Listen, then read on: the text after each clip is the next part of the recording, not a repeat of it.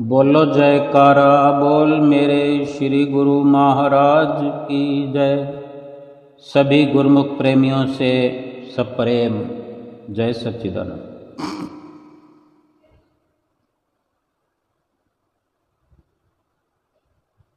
झूठ का सहारा लेने वाला इंसान, झूठ के सहारे चलने वाला जीव बेशक बाहर से प्रसन्न तो दिखाई देता है,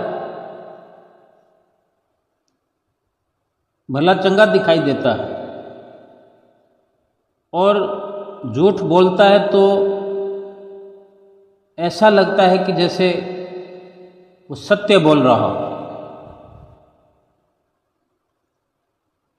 लेकिन एक बार कोई उस पर विश्वास कर ले या एक बार वो झूठ बोलकर किसी का विश्वास जीत ले, किसी को खुश कर ले, लेकिन दूसरी बार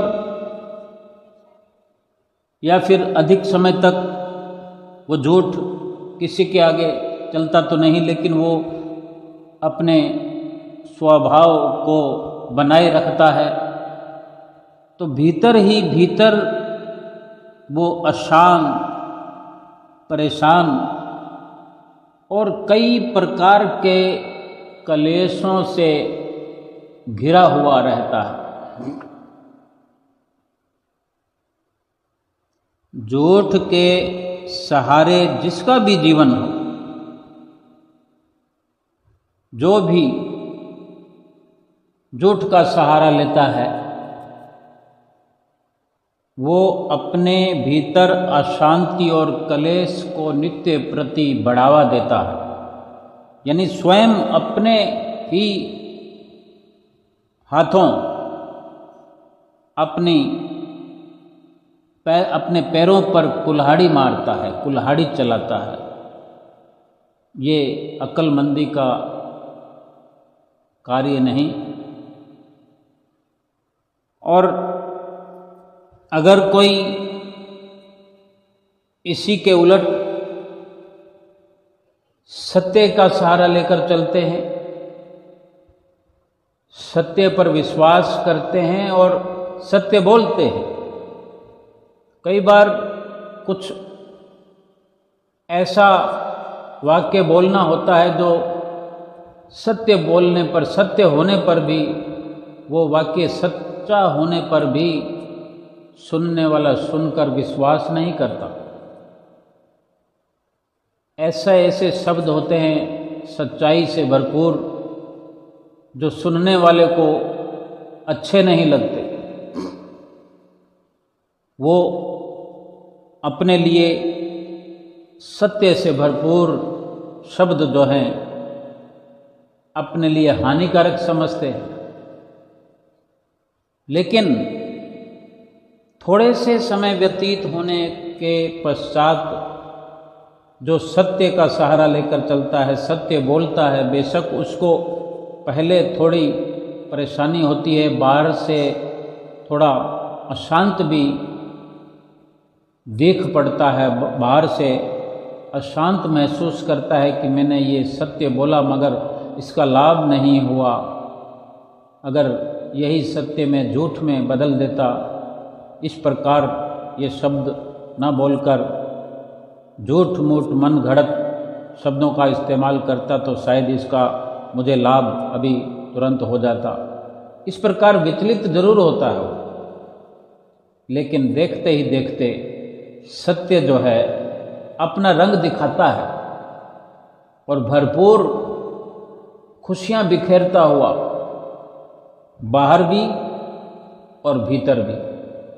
बाहर से जो अशांत दिख पड़ने वाला चेहरा है, वो शांति से भरपूर मुस्कान से भर जाता है और भीतर भी गहराई तक शांति भरपूर हो जाती है। यानी या जिसको सत्य से अवगत कराया जाता है, वो भी जिसे वो सत्य से भरपूर शब्द पसंद नहीं आते, उसको हानिकारक प्रतीत होते हैं, अपने लिए वो शब्द भले नहीं मालूम होते, थोड़े समय व्यतीत होने के बाद में वो भी भली भांति जान जाता है कि ये जो सत्य से भरपूर शब्द मेरे लिए कहे गए वो मेरे लिए कितने हितकारी थे या हितकारी हैं, जो मैं उस वक्त नहीं समझ पाया, लेकिन अब जब उसका भरपूर लाभ देखने को मिल रहा है तो उसे फिर यकीन हो जाता है और हमेशा हमेशा के लिए विश्वास हो जाता है। सत्यभाषी के लिए, सत्य शब्द बोलने वाले के लिए उसके दिल में श्रद्धा भरपूर हो जाती है, उस पर विश्वास करने लगता है, उसको भलाई करने वाला भला व्यक्ति समझने लगता है। ये एक लौकिक विचार, लौकिक संदेश, सामाजिक विचारधारा है जिसके अंदर सत्यता की इतनी अधिक भरपूर जरूरत है। और फिर हम गुरुमुख हैं, हम प्रेमी हैं, अपने सतगुरुदेव भगवान के अनन्य प्रेमी हैं। उनके दर्शन मात्र से हमारा चेहरा खिल जाता है, हमारा रोम रोम पुलकित हो जाता है, हमारे भीतर जैसे खुशियों का खजाना खुल जाता है। हमारे लिए, गुरुमुख प्रेमियों के लिए, हर गुरुमुख प्रेमी के लिए सत्य की ओट पर चलने की, सत्य सुनने की, सत्य सुनाने की कितनी ज़रूरत होगी, ये हम भली भांति जान सकते हैं कि अगर सांसारिक गतिविधियों में रहने वाले इंसान के लिए सत्यता की इतनी ज़रूरत है, एक आम जीवन व्यतीत करने वाले के लिए भी सत्य पर चलना ज़रूरत पूर्ण तौर पर निश्चित है, जरूरी है। बेशक कोई झूठ का सहारा ले या सत्य का सहारा ले, अपना अपना असर, अपना परिणाम तो वो सत्य और झूठ दिखाते ही हैं। सत्य बोलने पर सुख सुकून प्राप्त होता है, झूठ बोलने पर, झूठ का सहारा लेने पर, अब ये चाहे अपना स्वभाव उदरती हो या अपनी सोच के तहत किसी ने शामिल कर लिया हो या आसान कार्य समझकर झूठ को अपना लिया हो, और सत्य को अपनाने वाले ने सत्य के लाभ को देखकर सत्य का सहारा लिया हो। जिसने भी सोच समझकर सत्य और असत्य का लाभ और हानि देखकर निर्णय किया हो, जिसने ये निर्णय किया हो कि सत्य बोलना ही ठीक है,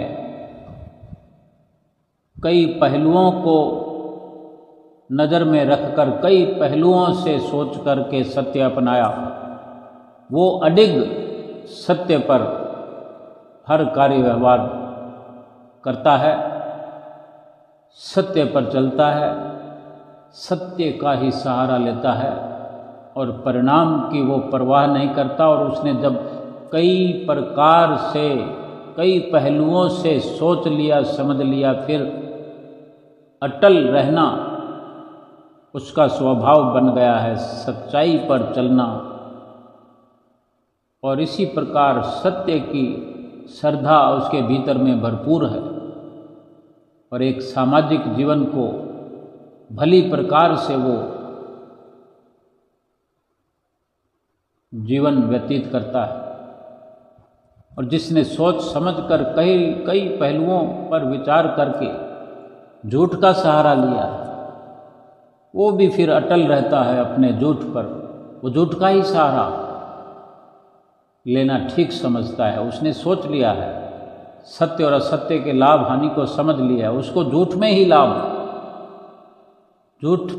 लाभ दिखाई देता है और वो झूठ बोलता रहता है। लेकिन जब एक समय ऐसा आ जाता है कि उसके सारे निर्णय, सारे पहलू झूठ पर जो उसने अपना रिसर्च किया, जब वो उसको उल्टे पड़ते हुए दिखाई देते हैं, फिर कितना पछतावा वो करता है, कितना धाड़े मार कर रोता है। क्योंकि झूठ पर चलने वालों के लिए एक वक्त ऐसा आता है कि इतने बड़े बड़े नुकसान, इतनी बड़ी हानियां हो जाती हैं उनके जीवन में कि फिर वो सत्य बोलने के काबिल ही नहीं रहता। सत्य बोलने की उन्हें फुर्सत ही नहीं रहती, सत्य बोलने का समय ही उनके पास नहीं होता। फिर वो कितना दुख महसूस करता होगा, ये हम समझ सकते हैं। अगर हर किसी को पछतावा होने पर, पश्चाताप होने पर प्रायश्चित का अवसर मिल जाए, तब तो ठीक है कि अपना बचा हुआ समय, बचा हुआ वक्त, अपने बचे हुए विचारों से वो लाभान्वित हो सकता है। अगर अवसर ही ना मिले संभलने का, लेकिन ये संसारिक जीवन जीने के लिए, यानी एक मनुष्य का, एक इंसान का, या यूं कहें कि इंसानियत का ये कर्तव्य है। मनुष्य जीवन के साथ ये गुण भरपूर होना चाहिए, सत्यता का, सच्चाई का। तो मनुष्य जीवन खुशियों से भरपूर हो जाता है। और अगर भक्ति के नज़रिए से देखते हैं, गुरमुखों को जो अगर विचार करना पड़े तो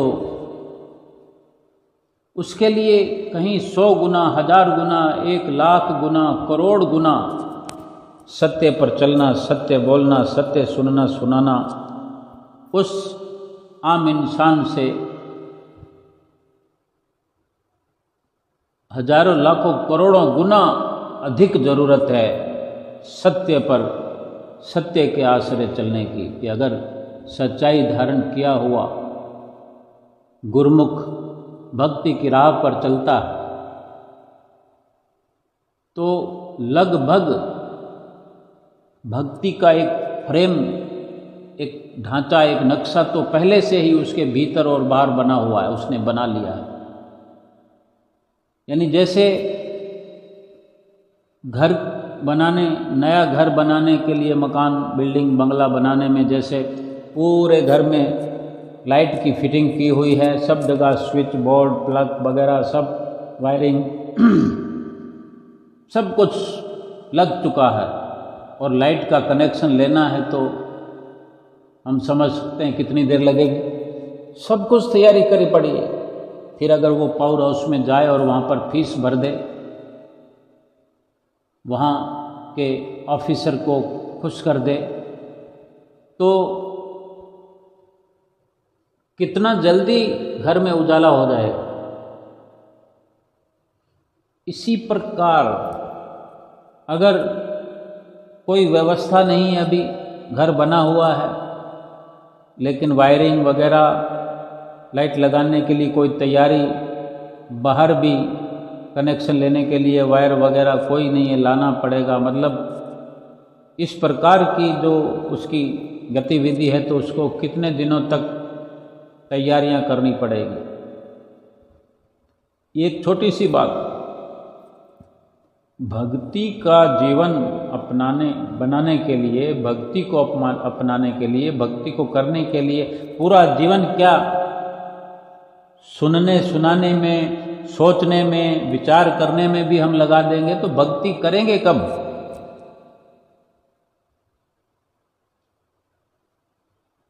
सुनते रहेंगे, जीवन भर सत्संग सुनते ही रहेंगे। नक्शा अगर पहले बना हुआ हो, एक इंसानियत, एक मनुष्य जीवन का बहुत बड़ा ये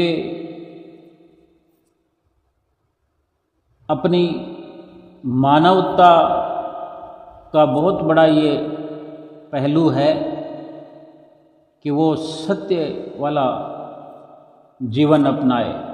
सत्य बचपन से जिसने अपना लिया, यानी ये स्कूल के अंदर पहले पहल की जो क्लासें होती हैं उसके भीतर में ये प्रश्न या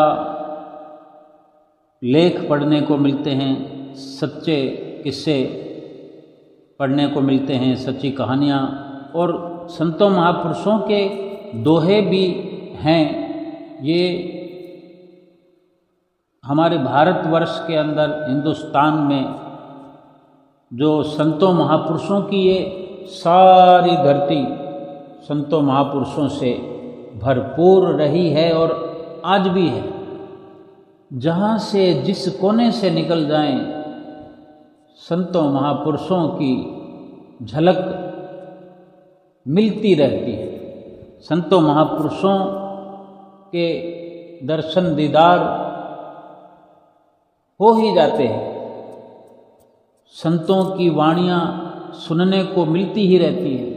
और ये इतनी बड़ी व्यवस्था कि स्कूल के अंदर बचपन में ही, इस शुरुआती क्लासों में ही ये पढ़ने को मिलता है। जैसे दो है कि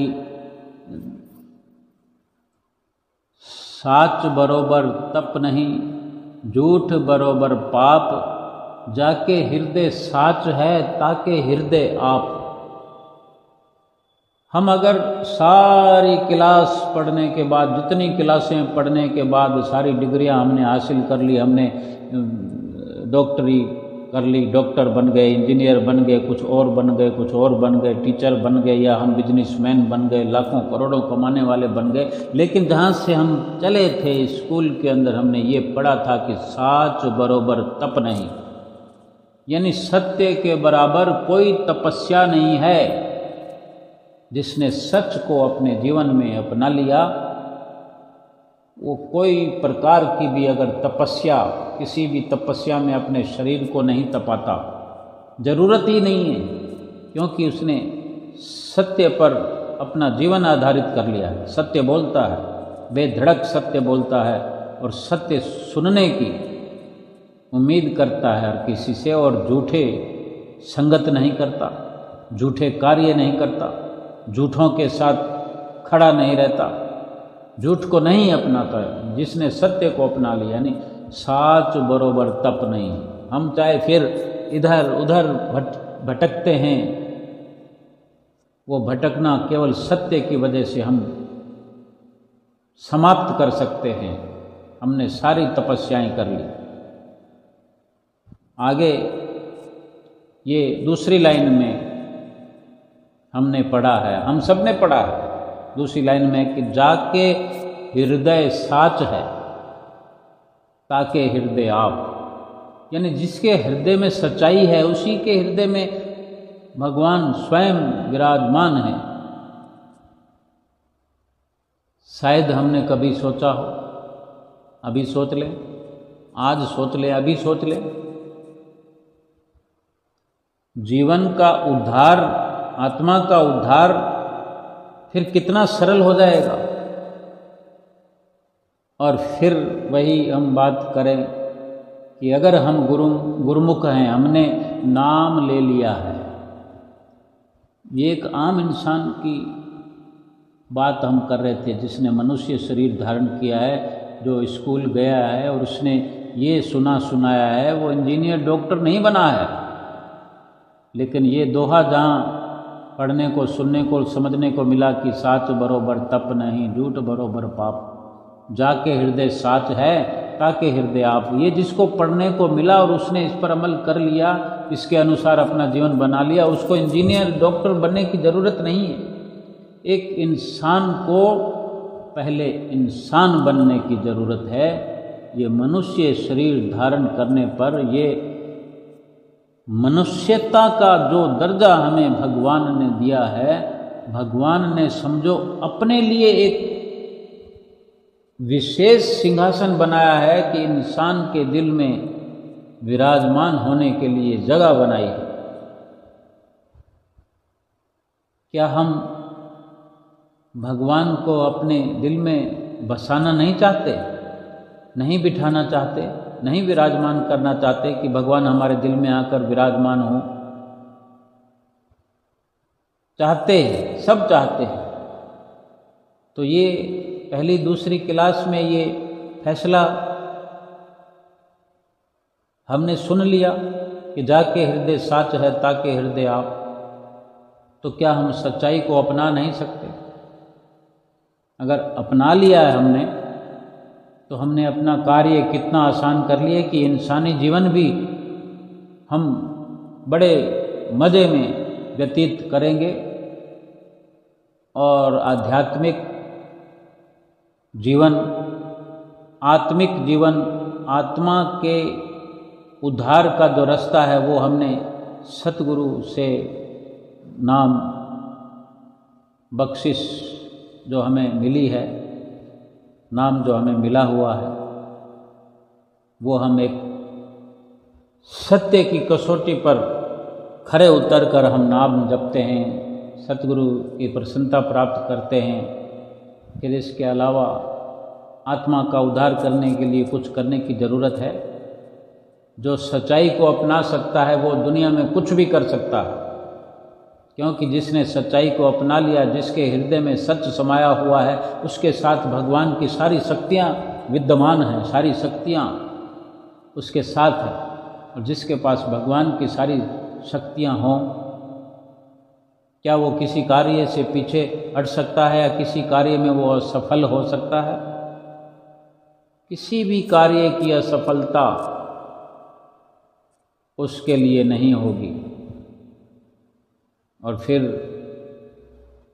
जो भगवान हमारे भीतर हैं, विराजमान हैं, उसको दिखाने के लिए, उसको देखने के लिए, उसको समझने के लिए, पहचान करने के लिए सतगुरु की अवस्था होती है। वो भी हमारे अंग संग हैं। जो युक्ति वो बताते हैं, नाम बख्शते हैं, उसको जपने की युक्ति बताते हैं, उसी से ये सब संभव होता है। हमारा जीवन हम नित्य प्रति सुनते हैं वचनों में कि लोक सुखी परलोक सुहेले, यानी लोक और परलोक संवर जाएगा। कितने बार हमने अपने जीवन में सुना कि इस प्रकार के जीवन बनाने से ये लोक भी, यानी जब तक इस धरती पर हम मनुष्य शरीर में रहेंगे, हर लम्हा, हर घड़ी, हर पल सुखों में व्यतीत करेंगे। और जीवात्मा परलोक का सरमाया लेकर के अपने प्रभु के धाम जाएगी। केवल एक ही मिशन है हमारा और एक ही मिशन है सतगुरु का। हम अपना जीवन सफल करने के लिए आए हैं और सतगुरु हमारा जीवन सफल करवाने के लिए आए, और कोई काम नहीं करने के लिए आए हम। ये जो बाकी दुनियावी काम हम कर रहे हैं कि हमारे साथ में ये शरीर है, शरीर की ज़रूरतें भी हैं, और इस शरीर के द्वारा जो कर्म भोग, जो प्रारब्ध भोग, जो प्रारब्ध हम लेकर आए हैं, जो पाप कर्म हमने किए, पुण्य कर्म किए, इनका लेखा जोखा बही खाता हम साथ लाए हैं। अगर जीवन सच्चाई पर आधारित हो गया, भक्ति पर आधारित हो गया, सतगुरु हमारे अंग संग हो गए, तो भी सूली के कांटे जैसा भोग तो भोगना ही पड़ेगा। और इन सब के लिए संसार में रहकर कुछ कार्य व्यवहार, काम धंधा, व्यवहार में उठना बैठना, लेन देन करना, थोड़ा रुपया पैसा कमाना प्रारब्ध के अनुसार ही मिलेगा। केवल पुरुषार्थ करना है, हमें पीछे नहीं पड़ जाना किसी भी काम के पीछे, तो केवल भक्ति के पड़ना है। और भक्ति को भी अगर आसान बनाना है तो यही तरीका है कि हमारी शुरुआत सत्यता से हो। सत्यता से की हुई शुरुआत, सत्यता का नक्शा, यानी भजन भक्ति को करने के लिए अगर सत्य पर आधारित हमारा जीवन है तो हमने समझो भक्ति का एक पूरा नक्शा हमने पहले ही बना लिया है। और फिर सतगुरु की चरण शरण मिल गई, सतगुरु से नाम की बख्शिश मिल गई। हम सत्य पर आधारित होकर अगर भगवान का नाम भजन सुमरन हम करते हैं, नित्य नियमों की पालना करते हैं, देखते ही देखते असर होने लगता है। लाभ चारों ओर से, दसों दिशाओं से भरपूर होने लगता है। क्यों? कि हमने हर वस्तु को संसार में रहते हुए सत्यता की कसौटी पर परखने की कोशिश की है लगातार, कि ये सत्य है कि असत्य है, इसमें कैसा लाभ है, कैसी हानि है।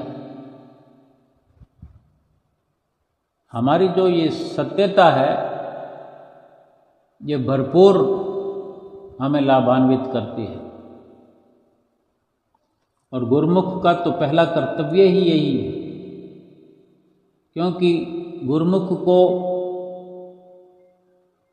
इस लक्ष्य की समझ है, परख है कि जीवात्मा का उद्धार करने के लिए मनुष्य जीवन मिला है।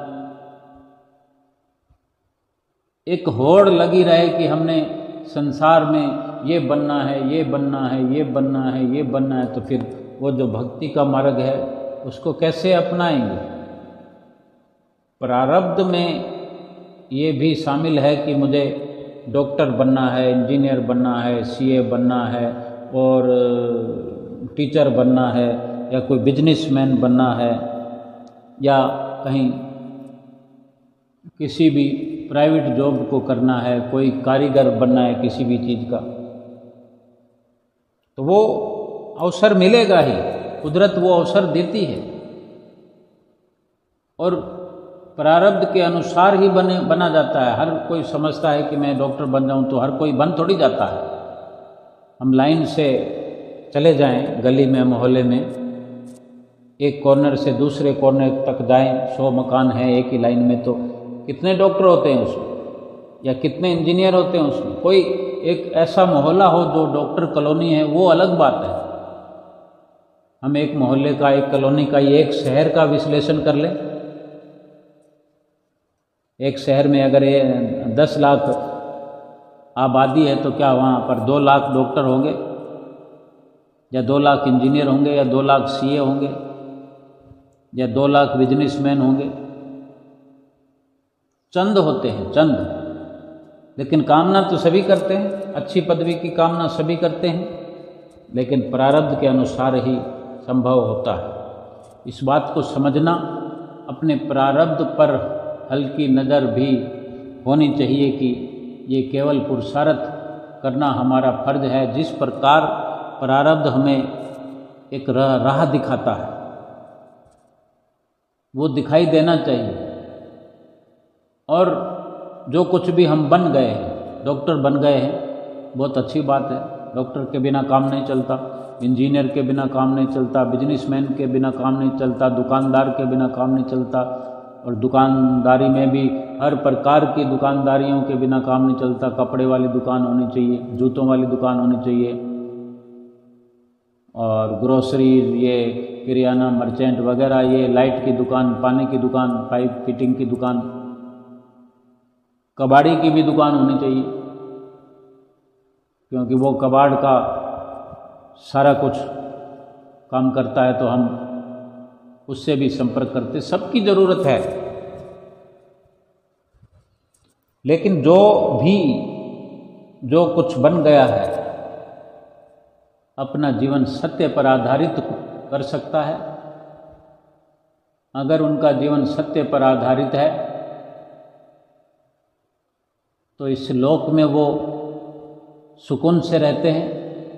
उन्हें अगर आत्मा का उद्धार करने की ज़रूरत है, इस क्षेत्र में वो अपने आप को दौड़ाते हैं, पीछे पड़ते हैं। अगर भजन भक्ति के पीछे कोई भी पड़ता है, बड़े से बड़ा डॉक्टर, इंजीनियर और बड़े बड़े डिग्रियों वाले और भी कई प्रकार के आजकल डिग्रियां होती हैं, वो अगर भक्ति के पीछे पड़ें, ज़्यादा दम खम लगाएं, तो फिर क्या वो दुनिया के अंदर कहीं पीछे रह जाएंगे? बड़े बड़े राजा महाराजाओं ने अपने राजपाट त्याग दिए, तो फिर क्या वो गरीब हो गए? चाह कर भी वो गरीब हो नहीं सके।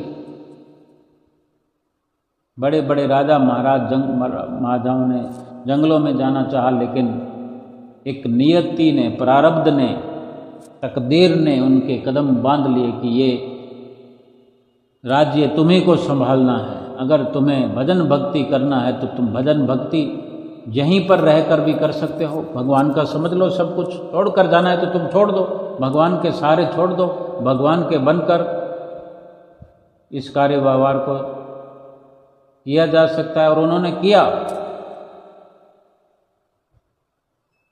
वो राजा भी कहलाए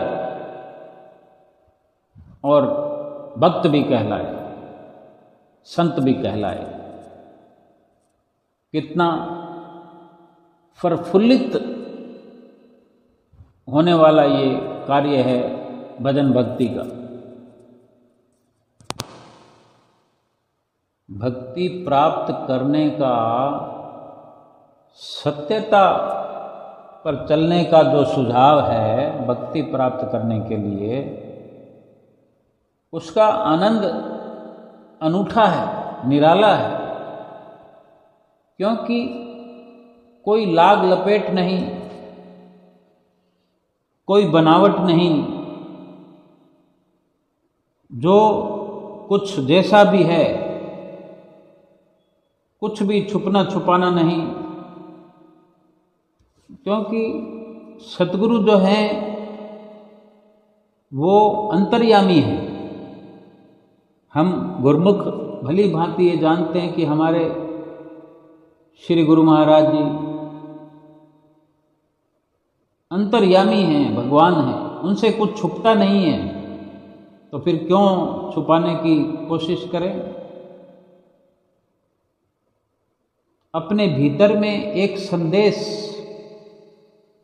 हमें मिलता है कि झूठ मत बोलना, हम सब जानते हैं, लेकिन इसको हम चाहे सुने या अनसुना कर दें, ये हमारी सोच पर निर्भर करता है। अगर हम सुन कर के अमल करते हैं कि जब सब कुछ मेरे सतगुरु जानते हैं, तो फिर छुपाने की क्या ज़रूरत है? अपने सतगुरु से कुछ छुपाना नहीं चाहिए। अगर बाहर नहीं बोलने की ताकत है, किसी के सामने कुछ नहीं बताने की भी ताकत है, तो अपने भीतर अपने सतगुरु से फरियादें करें, सुमरन करते हुए सतगुरु से बातें करें। और फरमान भी है इस प्रकार का कि वचन है, गुरु से कुछ न दुराइए, गुरु से झूठ न बोल, गुरु से कछु न दुराइए, गुरु से झूठ न बोल, बुरी भली खोटी खरी, गुरु आगे सब खोल। गुरु के आगे झूठ को नहीं दोहराना, झूठ नहीं बोलना। जो भी है, भली है, बुरी है, खोटी है, खरी है, जो भी बात है अपने सतगुरु के सामने खोल कर रख दे, कितनी प्रसन्नता होगी। हम ये समझें कि ये अगर हमने बात बताई, अपने कोई अवगुण खोल दिया, अपनी कोई कमी बता दी तो हमारी खिल्ली उड़ेगी, हमारा मजाक उड़ जाएगा। लेकिन अगर हिम्मत कर ली, सब कुछ खरी खोटी बुरी भली बता दी, तो एक बात तो निश्चित है कि हम सत्यवादी समझे जाएंगे, ईमानदार समझे जाएंगे। क्या इसका कोई लाभ नहीं है? हमें अगर कमज़ोर समझा जाएगा या हमें कोई भी ये समझता है कि इसके अंदर ये कमी है, कमी अब कहाँ है? कमी तो निकल चुकी, कमी तो हमने निकाल दी, सतगुरु के आगे रख दी, कमी खत्म हो गई। जो ठीक समझने की कसौटी रखता है, सतगुरु तो परखने वाले हैं। हम अगर सत्य बताएंगे तो भी वो समझते हैं हमें, सत्य बताएंगे तो भी समझते हैं और झूठ बोलेंगे तो भी समझते हैं। और बाकी किसकी परवाह करनी है? जो जैसी सोच रखता है, जैसी समझ रखता है, चाहे हम सत्य भी बोलते हैं तो भी आलोचना करने वाले तो आलोचना ही करेंगे। आलोचक और प्रशंसक सब जगह मिल जाएंगे। आलोचक आलोचना करता है और प्रशंसक प्रशंसा करते हैं, और हम इन दोनों को नज़रअंदाज करके हम अपनी सच्चाई वाली सोच पर आधारित अपना जीवन व्यतीत करें। हम जो भी बन गए, जहाँ भी स्थित हैं, हम अपनी ईमानदारी वाला जीवन शुरुआत करके ईमानदारी वाला जीवन व्यतीत करें। डॉक्टर बने हैं, डॉक्टर वाला कर्तव्य निभाएं। क्या डॉक्टर को तनख्वाह कम मिलती है, कमाई कम है? कितने उसके पास ऑप्शन हैं कि जहाँ उनकी एक मुश्त ड्यूटी होती है, वहाँ सैलरी मिलती है, उसके अलावा अपने घर में भी उनके पास कमाई का साधन होता है। लेकिन वो अगर होड़ न करें किसी से कि उसने इतना कमाया तो मैं पीछे क्यों रहूं, तो हर संभव प्रयास यही करके वो किसी होड़ में शामिल होकर किसी से आगे निकलने की कोशिश करेंगे और उपकार का रास्ता छोड़ देंगे, अपकार करने लगेंगे, भलाई का रास्ता छोड़कर पाप कमाने लगेंगे। फिर भक्ति को हासिल नहीं कर सकते। एक वो इंसानियत का जिसने कदम पीछे कर लिया, इंसानियत से जो डगमगा गया, वो भजन भक्ति के लिए तो फिर बहुत मुश्किल हो जाएगी। फिर तो हिसाब किताब का कार्य चल पड़ा, अपनी मर्जी का कार्य चल पड़ा कि ये होना चाहिए, ये तो चाहिए ही चाहिए। लेकिन मिल तो प्रारब्ध से रहा है। अगर प्रारब्ध से ही मिलना है, ये बात समझ में आ जाए, तो फिर झूठ बोलने की ज़रूरत नहीं, ठगी करने की ज़रूरत नहीं, बुराई करने की ज़रूरत नहीं। लेकिन सब्र करने की ज़रूरत है कि अगर सब्र किया जाए तो वही का वही धन जो हम झूठ बोलकर, ठगी करके या बुराई करके जो धन कमा रहे हैं, वही का वही धन हमें ईमानदारी से भी मिलेगा, उतने का उतना मिलेगा, बल्कि उससे कुछ ज़्यादा मिलेगा, क्योंकि मिलना तो प्रारब्ध से है। और हम ये सोचते हैं कि हमने ये इस प्रकार कर लिया, ये कार्य ऐसे कर लिया तो हम ज़्यादा कमा रहे हैं। तो इस प्रकार के कयास, इस प्रकार की कोशिशें तो उसी पैसे वाले के मिलते जुलते, यानी ये एक अगर डॉक्टर की सोच है तो बहुत सारे डॉक्टर हैं, तो क्या सब कमा पाते हैं अपनी मर्जी जैसा? कोशिश तो सभी कर रहे होते हैं, सभी सारा दिन यही सोचते रहते हैं कि कैसे मैं कमाऊं, कैसे प्रयास करूं, लेकिन कमा तो नहीं पाते। फिर वहीं आ जाते हैं किस्मत पर, प्रारब्ध पर। तो यहीं से शुरुआत करें कि प्रारब्ध से ही मिलना है, तो हमें ठगियां करने की क्या ज़रूरत है, झूठ बोलने की क्या ज़रूरत है, बुराई का रास्ता अपनाने की क्या ज़रूरत है। सच्चाई पर आधारित एक एक इंसान से इतनी दुआओं का खजाना मिलता है सत्य बोलने पर, भलाई के कार्य करने से। भले ही थोड़ी थोड़ी देर अशांत सा मुरझाया हुआ चेहरा हो जाता है भलाई करने वाले का, लेकिन प्रभु परमेश्वर तो सबको देख रहा है। और जिसने भक्ति का रास्ता अपना लिया है, जो गुरमुख है, उसको तो सतगुरु परमात्मा जो हमारे साथ अंग संग हैं, क्या वो देखते नहीं हैं? जो अंतर्यामी है, जो हमारे घट में भीतर विराजमान हैं। हम स्वयं कहते भी हैं मेरे सतगुरु तो मेरे भीतर में विराजमान हैं। क्या वो फिर देखते नहीं हैं? उनको क्या हम दिखाना चाहते हैं कि हम भलाई का रास्ता छोड़कर बुराई का रास्ता अपना लिया है, सत्य को छोड़कर के हमने झूठ अपना लिया है, फिर प्रसन्नता मिल जाएगी। ऐसे ही और पद हैं, बिजनेसमैन हैं, बड़े बड़े अधिकारी हैं, सबके लिए ये आवश्यक है कि पहला कार्य अपने सतगुरु की प्रसन्नता का होना चाहिए। गुरमुख प्रेमियों के लिए ये पहल कार्य है कि सत्यता पर आधारित हर दुनिया का कार्य व्यवहार करना है। दुनिया का हर कार्य व्यवहार सत्यता पर आधारित होना चाहिए।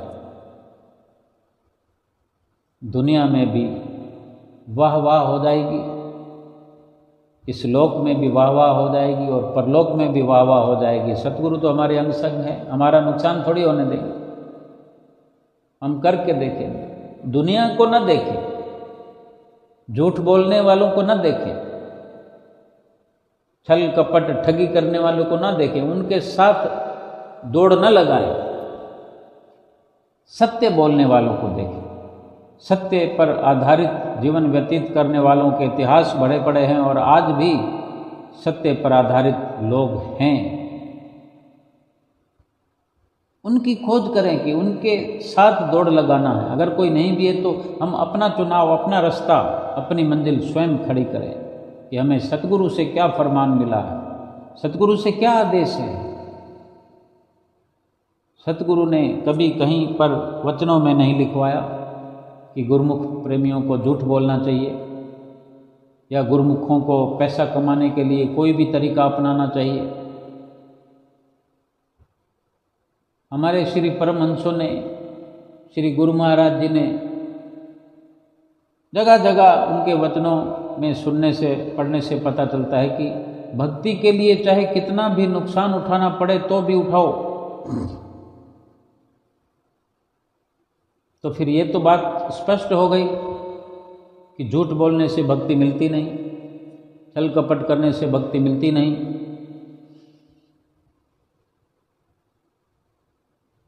और जिसने सत्य पर आधारित अपना जीवन बना लिया, सतगुरु की प्रसन्नता को पा लिया, सतगुरु को अपना बना लिया, गुरु के वचनों में अपने जीवन को ढाल लिया, सतगुरु को अपने हृदय में विराजमान करके साथ लेकर सत्य पथ पर चलने से अपना भी कल्याण होता है और साथ में और भी लाखों करोड़ों का कल्याण होता है। क्योंकि जो भी हमारे संपर्क में आएगा, हमारे घर परिवार के लोग हमारे संपर्क में रहेंगे, उनमें वही गुण विद्यमान हो गए, फिर उनके जो संपर्क में आएंगे, फिर उनके जो संपर्क में आएंगे।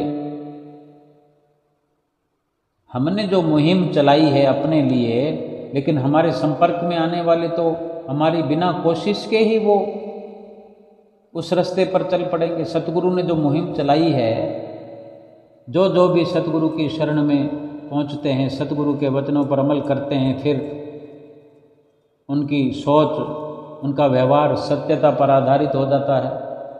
लाखों करोड़ों प्रेमी गुरुमुख हम कहाँ कहाँ रहते हैं, किस प्रकार हमारी दुकानदारियाँ चलती है, गुरु महाराज के भरोसे चलाते हैं, तो क्या कभी नुकसान हुआ है? कभी हो नहीं सकता नुकसान। हमें ख्याल रहता है, गुरुमुख प्रेमियों को ख्याल रहता है कि अगर किसी के साथ ठगी करी, झूठ बोलकर किसी का दिल दुखाया, हमारे सतगुरु को दुख होगा, सतगुरु को अफसोस होगा। हमारे भीतर सतगुरु विराजमान है। हर वक्त ये ख्याल रखते हुए कार्य व्यवहार हम करते हैं। हम चाहे दुकानदार हैं तो ग्राहकों से हम ये ख्याल रखते हैं। ये गुरुमुख का पहला अंग है। इसलिए हम सच्चाई की ओर, सत्य की ओर पग बढ़ाते चलें। आगे जितनी भी बाधाएं आएंगी, उलझनें आएंगी, सब की सब, इतनी बड़ी बड़ी बाधाएं गुरुमुखों के जीवन में आती हैं, हम सब जानते हैं। गुरुमुख प्रेमी जितनी भी बाधाएं आती हैं, आएंगी, वो सब की सब जैसे धुएं का पहाड़ नहीं होता। कहीं आग लग जाती है तो वो एक बार धुएं का गुबार निकलता है, आसमान में धुआं छा जाता है, लेकिन क्या वो धुआं फिर हमेशा के लिए खड़ा रहता है? देखते ही देखते वो धुएं के बादल छट जाते हैं। वो धुएं का पहाड़ बना हुआ देखते ही देखते थोड़ी देर में काफूर हो जाता है।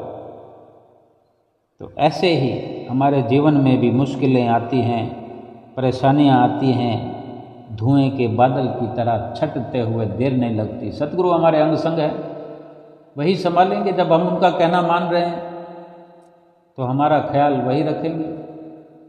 हमें केवल यही चिंता होनी चाहिए, चिंतन होना चाहिए कि हम सुधार करने आए हैं, उद्धार करने आए आत्मा का, बिगाड़ करने नहीं आए, अपने आप को बिगाड़ने के लिए नहीं आए इस मनुष्य जीवन में। यही मौका है, यही वेला है सतगुरु की शिक्षा को भली भांति भीतर में धारण करते हुए, अमल करते हुए अमली जीवन बनाना है और जीवन को सफल बनाना है। बोलो जयकारा, बोल मेरे श्री गुरु महाराज की जय।